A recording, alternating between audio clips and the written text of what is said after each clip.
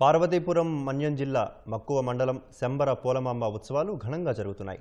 ఉత్సవాల్లో ఆఖరి ఘట్టం సిరిమానోత్సవం కాసేపట్లో జరగనుంది. సిరిమానోత్సవాన్ని పురస్కరించుకొని పోలమాంబ ప్రత్యేక అలంకరణలో భక్తులకు దర్శనమిస్తున్నారు.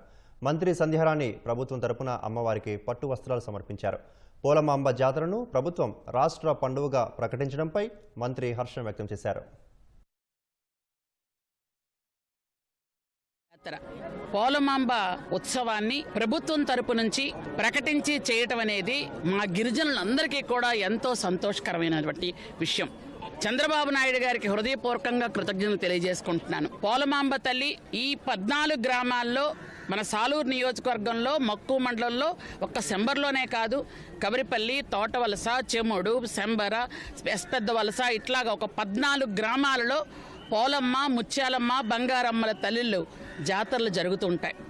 ఈ జాతరకి దాదాపుగా ఈరోజు 3 లక్షల మంది వస్తారని అధికారుల అంచనా కూడా జరిగింది. వారికి తగ్గట్టుగానే పరిపూర్ణంగా మంచి ఏర్పాట్లు కూడా చేయడం జరిగింది. రవాణా సౌకర్యం కానీ, వైద్య సదుపాయం కానీ, అలాగే ఇక్కడ ఉన్నటువంటి వాళ్ళందరికీ కూడా త్రాగునీరు కానీ అవన్నీ కూడా కరెక్ట్గా చేయగలిగాం. ఎందుకంటే కూటమి ప్రభుత్వం వచ్చిన తర్వాత ఇలాంటి పండగలన్నీ కూడా అంగరంగ వైభవంగా చేసుకోగలుగుతున్నాం.